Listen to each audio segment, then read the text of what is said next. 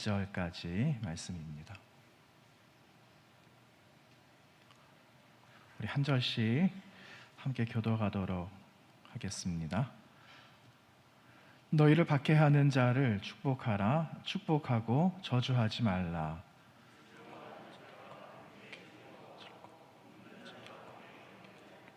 서로 마음을 같이하며 높은 데 마음을 두지 말고 도리어 낮은 데 처하며 스스로 지혜 있는 채 하지 말라.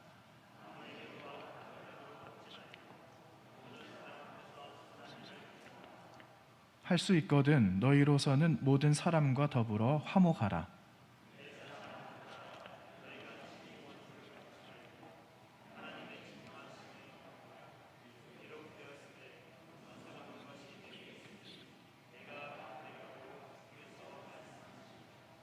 내 원수가 줄이거든 먹이고 목마르거든 마시게 하라. 그리함으로 네가 숯불을 그 머리에 쌓아놓으리라.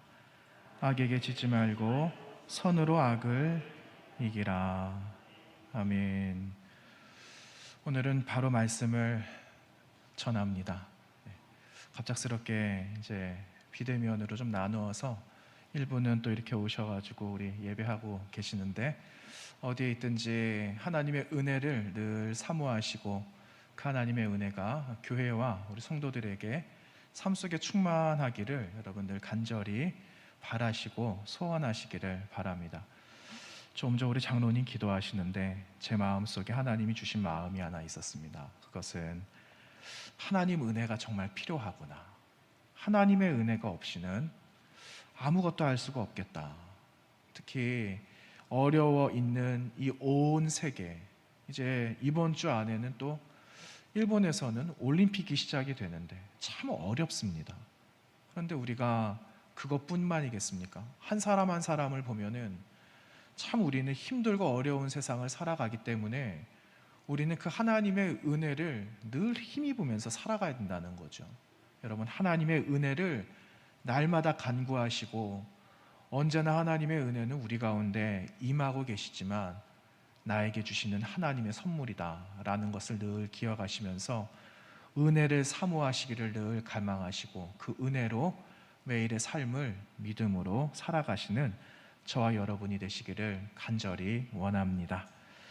로마서 12장의 말씀, 이제 오늘은 마지막 부분을 저희들이 함께 보는데, 오늘의 말씀은 그리스도인이 세상과 어떻게 구체적으로 또 살아갈까.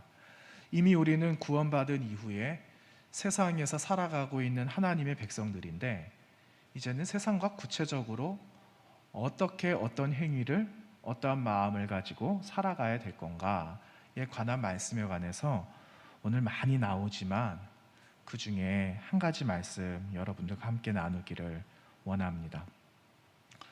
여러분, 이런 경험 아마 해보셨을 겁니다. 지금은 전도하는 게 많이 어려워졌지만 불과 몇 년 전에 아마 교회에서도 전도지 가지고 전도하러 가시거나 하신 적 아마 있으셨을 거예요.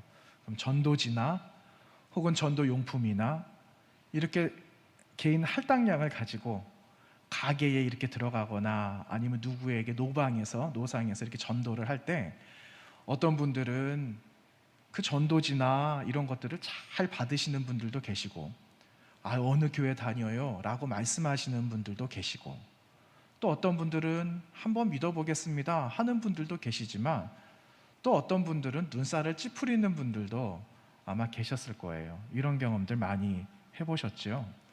그런데 여러분, 반대 상황도 있어요. 반대 상황. 누군가가 우리에게 복음 아닌 것들을 이렇게 전하면은 우리도 그냥 마음이 불편할 때가 있지 않습니까?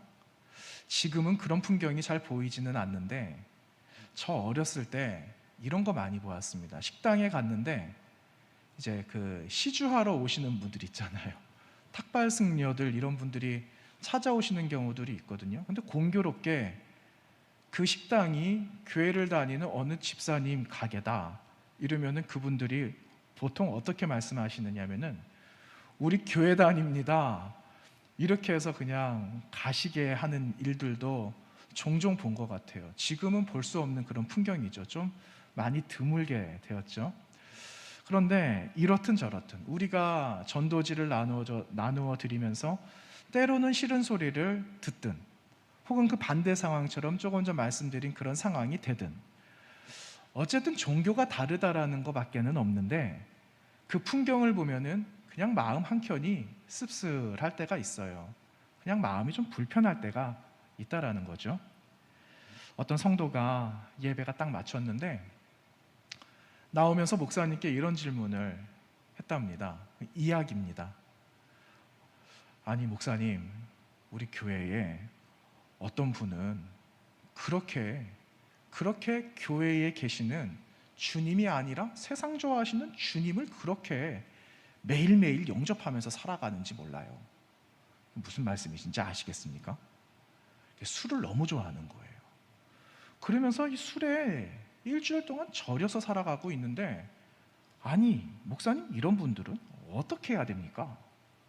그랬더니 목사님 하시는 말씀이 성경에 술 취하지 말라고 기록하고 있으니까 성경대로 권하거나 그것마저도 안 되면은 책벌이라도 해야 되지 않겠습니까? 라고 말씀하시면서, 그런데 성령의 충만함도 받으라고 그랬는데 성령의 충만함을 이루지 못하고 있다면 그분도 책벌을 받아야 되지 않을까요? 그렇게 목사님께서 우스갯소리로 이야기를 하셨답니다. 여러분, 사람들은 이것 아니면 저것, 성경에 나오는 대로 좀 이야기를 하면은 바리새적인 생각들을 모든 사람들은 다 가지고 있어요. 성경에는 이렇게 해라 혹은 하지 마라 이런 말씀들이 기록이 되어져 있잖아요. 그러니까 성경대로 하지 않으면 잘못하는 거다라고 정죄를 하거나 이거를 죄로 여기는 일들도 가끔씩 일어난다라는 거죠. 여러분, 성경은 할 것과 하지 말 것에 대해서 명확하게 말씀하고 있지만 그것이 사람을 판단하는 기준이 되어서는 안 된다라는 것을 우리 주님은 늘 말씀을 해주셨습니다. 말씀과 계명에 순종하는 삶을 동시에 살아가야 되지만 그 말씀 안에는 정신이 있잖아요. 하나님의 마음이 들어가 있잖아요. 우리 예수님의 마음이 그 말씀 안에 깊이 새겨져 있기 때문에 하라 하지 마라만 볼 것이 아니라 그 말씀 안에 들어있는 정신을 가지고 하나님의 마음을 발견하는 게 중요한 거다라고 말씀하고 있는 겁니다. 여러분, 그렇다면은 우리 그리스도인은 이 세상을 살아가면서 어디까지 사람들을 용납을 해야 될까요? 어디까지 이 사람들을 받아주어야 될까요? 그리스도인에게 삶의 반경이 있다면 도대체 그 반경은 어느 정도까지 나아가야지 하나님께 마음에 쏙 맞는 그런 마음이 되겠습니까? 여러분, 그 범위가 어떻게 될 것 같습니까? 그 범위는 사실은 정해져 있지가 않아요. 여러분, 마태복음 18장에 나오는 말씀 가운데 우리가 잘 아는 말씀이 등장하는, 베드로가 예수님께 물어봤어요. 선생님, 내 형제가 잘못을 했습니다. 그런데 이 잘못을 내가 몇 번을 용서를 해야 됩니까? 여러분, 거기에 대답이 무엇이었죠? 거기에 대한 답이 무엇입니까? 70번씩 7번. 그 말이 무슨 말이죠? 그냥 용서해라, 그 말씀이잖아요. 그러니까 그리스도인의 삶의 반경은, 그리스도인이 용납해야 되는 그 범위는 정해져 있지 않다라는 거예요. 무한대라는 말이죠. 여러분, 오늘 우리가 나누었던 18절 말씀을 보시겠습니까? 오늘 18절 말씀에는 이렇게 기록하고 있습니다. 할 수 있거든 너희로서는 모든 사람과 더불어 화목하라. 할 수 있거든 너희로서는 모든 사람과 더불어 화목하라. 이렇게 말씀하고 있습니다. 여러분, 이 말씀에서 여러분 어떤 구절이 눈에 들어오세요? 화목하라, 이 말씀 들어오세요? 그런데 저는 18절 처음 시작하는 할 수 있거든, 이 구절이 눈에 들어오는 거예요. 여러분, 할 수 있거든 이 말은 하라는 말이 전제가 된 거예요. 할 수 있거든, 그러면 하지 못할 수도 있다? 우리는 그렇게 생각할 수 있지만 그것이 전제가 된 게 아니고 해라, 해야 한다라는 것이 전제되어져 있는 말씀이에요. 그렇게 시작을 하신 거예요. 그러니까 화목해야 된다라는 거예요. 한마디로 말하면 화목해야 돼, 화목하라, 이 말의 의미라는 거죠. 여러분, 이것을 보면 그리스도인의 한계가 아마 있을 것 같다는 생각을 해봅니다. 살아온 삶의 방식, 습관이나 내가 정한 기준들이나 이런 것들이 있는데, 이런 것들을 무너뜨리고 새로운 삶을 살아가야 될 도전과 같이 우리는 받아들일 수도 있을 겁니다. 그래서 우리에게 주어진 과제는, 교회가 그리고 성도는 세상과 더불어서 함께 끈끈하게 살아가야 될 삶의 과제가 우리에게 주어졌다라는 것이 오늘 본문이 우리에게 부탁하고 계시는 말씀입니다. 여러분, 참 어렵죠? 세상과 끈끈하게 살아간다라는 게 참 많이 어렵습니다. 새로운 시도일 수도 있을 거예요. 그런데 우리 가운데는 이미 세상에 있는 많은 사람들에게 하나님의 마음을 전하고 구원받은 그 은혜를 전하기 위해서 지금도 끈끈하게 살아가고 계시는 분들도 많이 계실 거예요. 그런데 부지기수는 그것이 참 어려울 거라고 생각한다라는 거죠. 그런데 여러분, 이렇게 살아온 삶과 시간과 교회의 역할이 그동안 그리스도인 되게, 교회 되게, 지금도 살아가게 하는 원동력이 되게 하였다라는 것입니다. 여러분, 믿음의 선조들 한번 보십시오. 그분들이 살아온 삶을 다시 한번 돌이켜보면은 그분들은 늘 어려운 사람들과 함께 했어요. 교회 밖의 사람들에게 예수님의 마음을 전하고 예수님의 마음으로 다가가고 그렇게 함께 회복하면서 살아가지 않았습니까?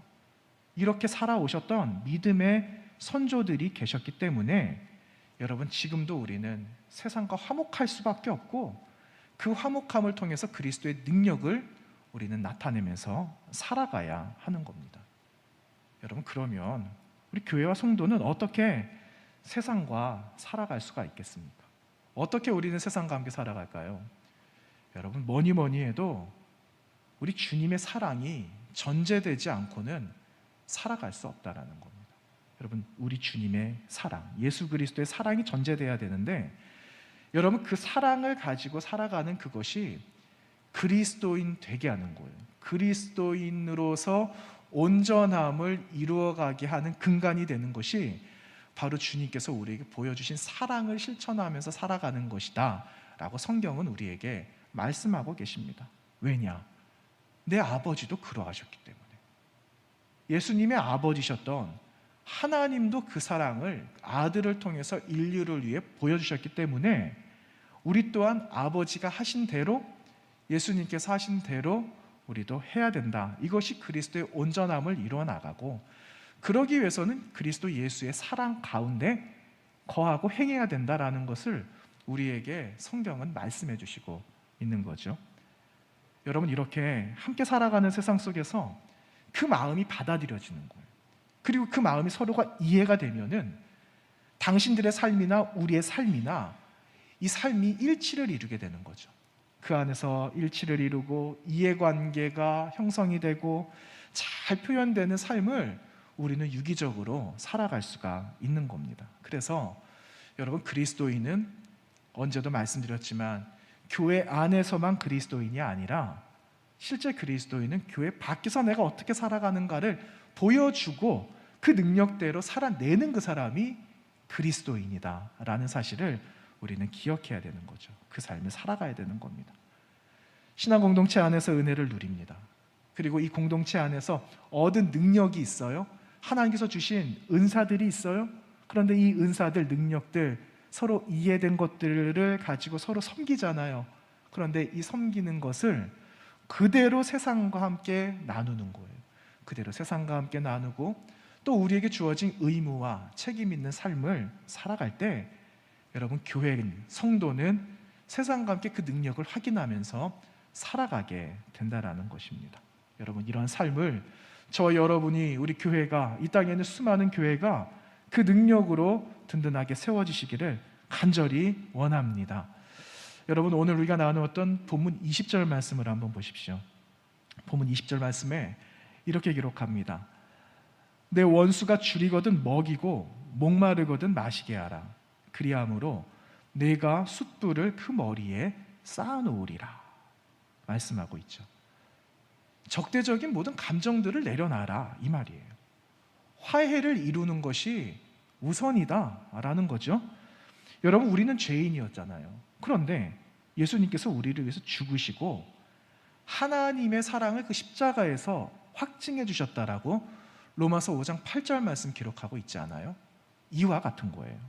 그래서 교회는, 또 성도는 세상과 분리될 수가 없는 거예요. 우리가 교회 안에 몸담고 있고 하나님의 마음을 이 교회 성전 안에서 함께 나누고 이 안에서 하나님을 예배하면서 하나님께 나아가는 것처럼, 여러분, 성도는 세상 가운데 교회로서 세상과 연합을 하면서 이루어 나가야 될 삶의 큰 책임이 우리 가운데 있다라는 겁니다. 세상과 자주 마찰을 일으키고 의견이나 생각들이 서로 다르지만 이것이 우리의 삶을 통하여서 오히려 선한 것을 보여주고 선한 영향력을 나타내 보이고, 그래서 함께 살아가는 삶을 끄집어낼 때 공통적인 것을 가지고 우리는 세상에게 성경적인 좋은 기준과 바른 기준과 사람들이 살아갈 삶의 명확한 기준을 우리는 보여줄 수가 있게 되는 것입니다. 여러분, 오늘 본문을 다시 한번 보시면은 14절 말씀인데요, 오늘 여러분들과 함께 나누고자 하는 이 말씀의 한 구절은 바로 14절 말씀이에요. 이 14절 말씀, 우리가 지금까지 나누었던, 말씀드렸던 그 모든 것을 아우러서 이제 우리는 구체적으로 어떻게 살아갈까 하는 건데, 14절 말씀을 우리 다 같이 한번 봉독하도록 하겠습니다. 14절입니다. 시작. 너희를 박해하는 자를 축복하라. 축복하고 저주하지 말라. 아멘. 박해하는 자들의 그 멸망을 바라는 것이 아니라 친절하게 그들이 잘 되기를 빌어야 된다, 그들을 위해서 기도해야 된다 하는 그 말씀이 바로 오늘 14절 말씀입니다. 여러분, 이 말씀은 지금 바울 사도가 로마에 흩어져 있는 많은 교회들에게 하시는 말씀인데, 여러분, 이 말씀은 바울 자신과도 매우 밀접한 말씀이었다라는 거죠. 여러분, 그는 과거에 수많은 사람들, 특히 예수 그리스도를 아는 사람들, 예수 믿는 자들을 핍박하는 가운데 열심이었던 사람이지 않았습니까?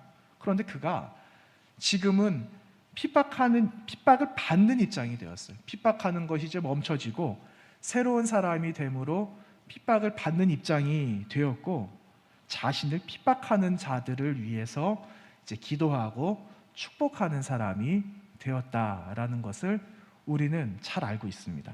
왜냐? 그가 예수 그리스도를 만난 이후에 예수 그리스도께서 주시는 말씀의 기준을 가지고 사는 사람이 되었기 때문이죠. 따라서 바울 사도는 죽어가는 많은 사람들, 내 형제와 자매들, 아직 복음을 듣지 못한 사람들을 저주할 수가 없었던 겁니다. 여러분, 그리스도인들이 핍박을 받는다라고 한번 생각을 해보십시오. 그리고 세상으로부터 업신여김을 당한다라는 것을 여러분 생각해 보세요. 그런데 이것은 역으로 무엇을 보여주는 거냐면은 이 사람이 그리스도인이다라는 것을 보여주고 드러내는 증거가 되게 하신다라는 거예요. 여러분, 만약에 우리가 어설프게 신앙생활을 합니다. 적당히 거리를 두면서 신앙생활을 하고 살아간다라고 해보세요. 그러면 그리스도인이라는 이유 때문에 우리가 거절당하는 일은 아마 거의 없을 겁니다. 아니, 거절당하는 일은 절대 없을 거예요. 적당히 타협하니까, 적당히 그들의 말을 들어주니까. 그러니까 우리를 어쩌면 더 좋아하는 무리들도 있을지도 모를 거예요. 그런데 만약에 여러분, 사단이, 오늘 말씀에도 베드로 전서에도 말씀하라고 있지만, 여러분, 그 사단이 마지막 때에 살아가고 있는 그리스도인들, 그 사단이 우는 사자가 되어져서 삼킬 자를 두루 찾고 다닌다라는 말씀이 있잖아요. 그런데 우는 사자가 다가와서 누구를 잡느냐, 누구를 먹잇감으로 삼느냐 하면은 어설픈 그리스도인을 그 먹잇감으로 찾지 않는다라는 거예요. 세상으로부터 핍박을 받는 자, 그 사람을 삼키려고 그렇게 혈안이 돼서 다닌다라는 거죠. 왜냐하면 그 사람이 진짜 그리스도인이기 때문입니다. 여러분, 어떠십니까? 그리스도인이라는 이유 때문에 여러분 세상으로부터 핍박을 받고 계십니까? 아니면 그 반대의 상황이십니까? 우리 믿음을 우리가 한번 스스로 돌이켜보고 한번 테스트해 볼 수 있는 좋은 기회가 될 수도 있겠다라는 생각을 한번 해봅니다. 근데 여러분 대단한 용기가 필요할 거예요. 세상으로부터 그 힘겨운 상황들, 핍박하는 모든 것들을 내가 당하려면은 여러분 너무너무 힘이 들 거예요. 대단한 결단도 필요할 수 있을 겁니다. 포기도 해야 되겠죠. 그러나 여러분 우리가 능히 감당할 수 있는 그 비결은 그것을 내가 맞서고는 있지만 하나님께서 우리를 대신해 주실 것이다 라는 그 믿음이 있기 때문이에요. 그래서 그 싸움은 우리가 능히 이겨낼 수 있고 감당할 수 있다라는 거죠. 그렇게 되면 여러분 우리는 하나님의 얼굴을 가진 자가 되어져서 세상에 그 능력 있는 사람으로 살아갈 수가 있는 겁니다. 여러분 저와 여러분이 오늘 흩어져서 예배하고 계시는 많은 분들이 이 땅에 있는 수많은 그리스도인들이 하나님의 얼굴을 사모하시고 하나님의 얼굴을 세상에 보여주심으로 그것이 세상 가운데 능력이 되어지고 그렇게 우리가 살아감으로 세상이 변화되는 놀라운 역사가 다시 일어나게 되기를 간절히 원하는 겁니다. 여러분 교회 역사를 들여다보면 교회 역사에는 그리스도인의 고난과 핍박이 여과되지 않은 채 지금도 여전히 고스란히 남겨져 있는 것을 발견해 볼 수가 있어요. 여러분 이 말은 영적인 새로운 출발이 언제나 그 고난과 그 핍박으로부터 시작되었다라는 것을 말해주는 거예요. 여러분 그 자리에 무엇이 세워집니까? 핍박이 있고 고난이 있었던 그 자리, 순교의 피가 흘려졌던 그 자리에 거의 대부분은 교회들이 세워졌다라는 거죠. 우리가 그것을 보지 않습니까? 그래서 고난과 핍박은 우리의 생각과 달리 항상 우리에게 암울한 것은 아니다라는 거예요. 우리를 힘들게 하고 고통스럽게 하지만 그것의 열매는 너무너무 보배롭고 가치 있는 것들로 세워지고 거두게 하신다라는 사실을 우리는 기억해야 됩니다. 여러분 우리 손에 하나의 작은 씨가 하나 있다라고 한번 생각을 해볼까요? 씨앗 하나가 있는데 여러분 우리는 이 씨앗을 보면은 앞으로 어떻게 될 건지 미리 예측도 할 수 있어요. 예를 들어서 이 씨앗이 사과씨다. 그러면 우리가 무엇을 기대합니까? 잘 심어지면 이것이 건강한 한 그루의 나무가 되어져서 좋은 사과가 열리기를 바라는 그 기대하는 마음이 우리에게 있잖아요. 그러려면 여러분 이 씨앗을 어떻게 해야 됩니까? 손에만 들고 있는 것이 아니라 이 씨앗을 땅에다가 심어야 되지 않을까요? 심어야 되는 거죠. 여러분 이 씨앗은 흙에 묻혀야지만 생명을 잉태할 수가 있는 겁니다. 심지 않고 내가 손에만 올려두고 있으면 이 씨의 미래는 없는 것 아니겠습니까? 여러분 땅에 묻혀서 있는 이 씨, 작은 씨, 이 씨는 묻히는 그 즉시 많은 고난과 핍박을 받게 되는 거예요. 환한 세상에 드러난 채로 있었는데 땅속에 들어가니까 온 세상이 깜깜합니다. 그리고 모든 환경들이 다 바뀌어버렸어요. 짓눌리고 흙 속에 갇혀서 질식을 당할 것만큼 많은 어려움들이 있지만 환경에 많은 압박감들이 있지만 여러분 이 모든 핍박, 씨앗이 당하고 있는 이 모든 상황들을 잘 견디고 이겨내고 지나가면 비로소 이 씨앗의 정체가 드러나지 않습니까? 정체가 드러나고 그리고 열매를 보게 되는 것처럼 그리스도인의 삶도 이와 같다라는 겁니다. 고난과 핍박이 세상으로부터 다가오지만 잘 견뎌내야 할 삶이 바로 이러한 씨앗과 같은 삶을 우리는 믿음으로 이겨내야 한다라는 거죠. 여러분 이것이 그리스도인의 능력이에요. 그리스도의 능력이 비로소 나타나게 되는 거죠. 그런데 여러분 이 능력이 머지않아 나타나게 될 소망을 가지고 그리고 주시겠다라고 약속하신 하나님의 약속을 이미 부여받았는데 우리는 어떻게 세상을 저주하면서 살아갈 수가 있겠습니까?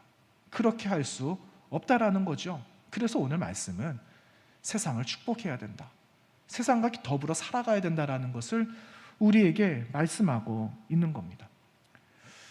사도행전 그 7장에 보시면은 스데반 집사님이 등장을 합니다. 그런데 스데반 집사님이 자신을 향해서 돌 드는 사람, 자신을 향해서 돌을 던져 치는 그 사람들을 정죄하지 않았어요. 스데반 집사님은 모든 사람들, 자신을 향해서 심한 압박을 하고 있는 그 모든 사람들, 그들을 위해서 한 가지 하신 게 있지 않았습니까? 그들을 위해서 기도하셨다라는 겁니다. 그들의 죄가, 그리고 그들의 죄의 대가가 그들 스스로에게 돌아가지 않도록 하나님께 기도했다라는 것이 사도행전 7장 60절 말씀에 기록되어져 있어요. 여러분, 이 중보기도, 스데반 집사님이 그들의 죄가 그들 스스로에게 돌아가지 않게 해달라는 스데반 집사님의 그 중보기도의 최대 수혜자가 여러분 누구였습니까? 가장 먼저는 핍박하는데 앞장섰던 사람들이겠죠. 그리고 교회를 잔멸하고 남겨져 있는 그리스도인들을 옥에 가두었던 사람들이었을 거예요. 그런데 이 사도행전 말씀에는요, 그 다음 8장에서 그 사람이 누군가 명확하게 말을 하잖아요. 그 사람이 누굽니까? 바울 되기 전에 사울이라는 사람이었다라고 8장 서두에 기록하고 있어요. 여러분, 이렇게 사도 바울이 최대 수혜자가 되었다라는 그 은혜를 사도행전 8장 말씀에서 확인해 볼 수가 있거든요. 그래서 그리스도인은요, 마지막 한 사람, 마지막 은혜 받을 사람, 마지막 구원받아서 하나님의 사람이 될 그 사람을 위해서 우리는 몰라도 하나님 예정하신 대로의 역사가 나타나도록 우리는 나의 희생적인 그 사명을 감당하면서 살아가야 한다라는 것을 기억해야 됩니다. 여러분, 그 마지막까지 사명 감당할 사람이 누굽니까? 바로 저와 여러분 아니겠어요? 저와 여러분이 한 사람 최후의 마지막 사도 바울과 같은 사람이 그 사람이 되도록, 그 사람이 바울 사도와 같이 그 사람이 되도록 우리는 마지막까지 사명을 감당하는 사명자로 세워져야 한다라는 것입니다. 그렇지 않고 그들을 그냥 내버려 두면 여러분, 그들 또한 저주받는 인생이 되고 만다라는 거죠. 사랑하는 여러분, 십자가에 달리신 우리 예수님도 한번 보십시오. 예수님께서 십자가 높이 달리셨는데 자신을 향해서 못을 박았던 그 로마 군인들, 로마 병사들, 그리고 예수님께 침을 뱉고 온갖 모욕을 했던 그 사람들의 모든 죄를 아버지 용서해 주십시오 라고 십자가에서 간절하게 기도했습니다. 저들이 무엇을 하는지 알지 못하기 때문에 주님, 저들을 용서해 주십시오, 아버지 용서해 주십시오 하신 탄식하는 그 기도를 십자가에서 우리 주님은 올려드렸습니다. 여러분, 이와 같은 기도, 주님께서 십자가상에서 하나님 아버지를 향해서 중보하셨 기도가 없었다면 여러분, 우리 인생 어떻게 됐을까요? 저와 여러분의 인생은 저주받은 인생이 되고 말았을 겁니다. 그런데 십자가를 바라보고 수많은 사람들이 바라보고 어떤 사람들은 떠난 사람들도 있겠죠. 그런데 마지막까지 십자가를 끝까지 바라보면서 비록 때는 늦었지만 참회하고 저분은 정말 하나님의 아들이셨다, 한 백부장이 고백을 하지 않습니까?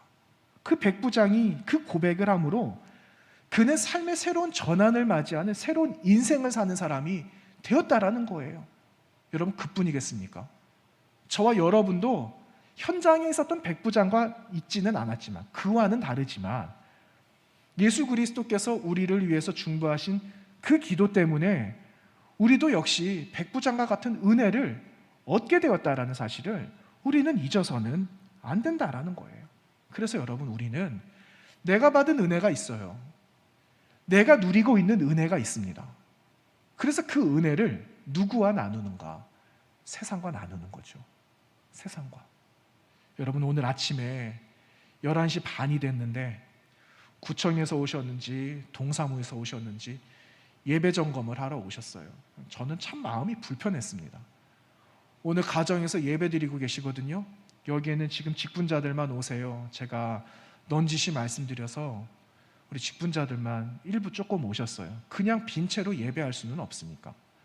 행정명령이 예배 모이지 마세요라고 하지는 않았지만 어쨌든 우리는 그래도 안심을 시켜드려야 되니까 그렇게 해서 자체적으로 좀 조정을 한 거였거든요.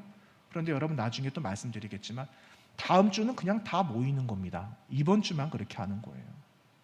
그런데 제 마음에는 참 불편했습니다. 여러분 한 분 한 분 만나지 못하는 것들, 함께 예배하지 못하는 것들, 그런 마음들 때문에 좀 불편했거든요.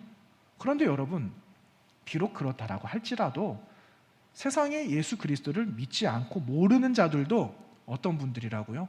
복받을 자들이라는 거예요. 근데 그 마음을 누가 전해야 됩니까? 우리가 전하지 않으면 그분들은 알 길이 없다라는 거예요. 그래서 말하는 거죠. 오늘만 오지 마시고 다음 주도 오세요. 우리는 당당하게 말하는 거예요. 우리가 전하고 말할 수 있는 건 우리 주님의 마음이지 않습니까? 우리에게 주신 사명이 있으니까 그 사명대로 전하고 그분들도 우리와 같이 복된 인생 살아가야 되는 것 아니겠습니까? 그래서 여러분 우리는 말해야 되는 거예요. 비록 그 사람들이 원수는 아니어도 세상에 수많은 원수라고 할지라도 우리는 원수에게 마저도 복을 하고 복을 주고 복을 빌고 그들을 위해서 중보하고 내 영혼이 새로운 인생을 맞이해서 새로운 전환점을 맞아서 새 삶을 향하여 걸어가는 것처럼 세상에 아직 복음 믿지 않은 사람, 듣지 못한 사람, 머뭇거리고 있는 모든 사람도 다시 그 삶을 시작하도록 우리가 삶의 중간에서 중보의 거룩한 사명을 감당하면서 살아갈 것이 우리의 삶이라는 겁니다. 여러분 이것을 잘 감당해야 되는 거예요. 여기 계신 분들이나 흩어져서 예배하고 계시는 분들이나 교회에게 주신 사명이다 라는 것을 기억하시면서 여러분 우리는 하나님의 마음을 나누는 자가 되어야 합니다.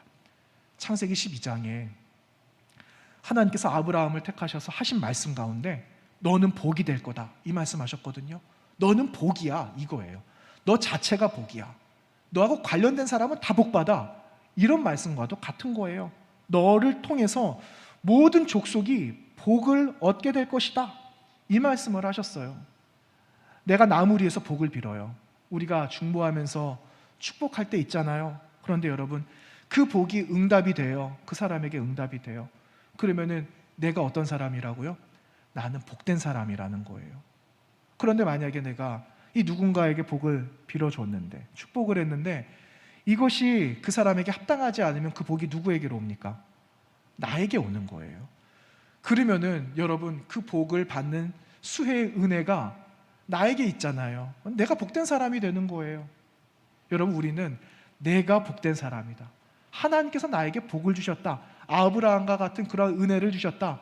그러니 나에게 주신 대로 내가 감당할 뿐이다. 나는 그렇게 해야 된다라는 그 사명을 가지고 우리는 복을 비는 사람이 되어야 하는 겁니다. 주님께서도 똑같은 말씀하셨어요. 마태복음 10장에 11절 13절까지 말씀에 이렇게 말씀합니다. 어떤 성이나 마을에 들어가든지 그 중에 합당한 자를 찾아내어 너희가 떠나기까지 거기서 머물라. 또 그 집에 들어가면서 평안하기를 빌라. 그 집이 이에 합당하면 너희 빈 평안이 거기 임할 것이요 만일 합당하지 아니하면 그 평안이 너희에게 돌아올 것이니라. 이렇게 주님께서도 말씀하셨거든요. 평안을 빈다? 복을 빚는 것과 같은 말이에요. 우리를 핍박하는 자를 위해 빌었던 그 복이 그 사람에게 합당하면 말씀드린 바와 같이 여러분 우리는 아브라함과 같이 복된 사람이 되는 거예요. 혹여 핍박한 자를 위해 빌었던 그 복이 그에게 합당하지 않더라도 복이 사라지는 게 아니라 마지막 그 복을 누리는 자가 여러분이라는 거예요. 저와 여러분이 그 복의 은혜를 누리게 된다라는 거죠. 그래서 결과적으로 복을 비는 나도 복되고 그 복이 결국 나에게 임할 것이기 때문에 더 큰 은혜가 되는 것입니다. 여러분 우리는 그 은혜의 비결을 알고 여러분 세상을 축복하면서 살아가야 됩니다. 여러분 한 주간 동안 세상을 마음껏 축복하시고 여러분을 힘들게 하는 자들도 축복하시고 그리고 전도하려고 하시는 마음에 두고 계시는 분들 있잖아요. 저에게 전도하기 위해서 태신자 명단 주신 분들 계시거든요. 많지 않아요. 그런데 그분들 이름이 저 손에 들려 있거든요. 그분들을 위해서 여러분 기도하고 계시잖아요. 기도한다, 기도해야 한다라는 건 내가 복된 사람이기 때문에 하는 거예요. 그냥 기도하면 되는 거죠. 그러면 그 은혜를 나를 통해 하나님께서 하시는 겁니다. 나를 통해서 세상을 변화시켜 주시는 거예요. 나를 통해서 세상이 변화시켜지면 변화된 세상을 통해 하나님 영광 받으시지 않으시겠습니까? 그 삶을 우리는 이번 한 주간도 살아가는 것입니다. 오늘 주신 말씀을 생각하시면서 비록 우리를 박해하는 자들이라고 할지라도 그들을 축복하고 그들을 위해 기도하고 내가 받은 은혜, 내가 받은 사랑 실천하면서 살아가는 이번 한 주간의 삶이 되시기를 주님의 이름으로 부탁을 드립니다. 함께 기도하겠습니다. 거룩하신 하나님 고맙습니다. 또 우리에게 기회를 주시고 삶의 모든 시간들을 주관하고 계시는 하나님 앞에 나의 모든 일거수일투족을 주께 맡기게 하여 주시니 감사합니다.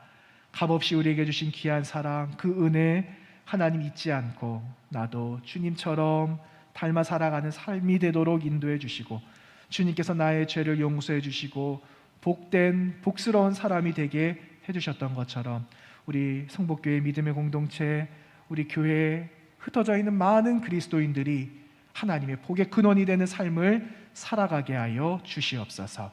오직 하나님만 영광 받으시기 원하며 예수님 거룩하신 이름으로 기도하옵나이다. 아멘. 주신 말씀을 생각하시면서 찬송가 600장 함께 찬송하겠습니다. 600장입니다.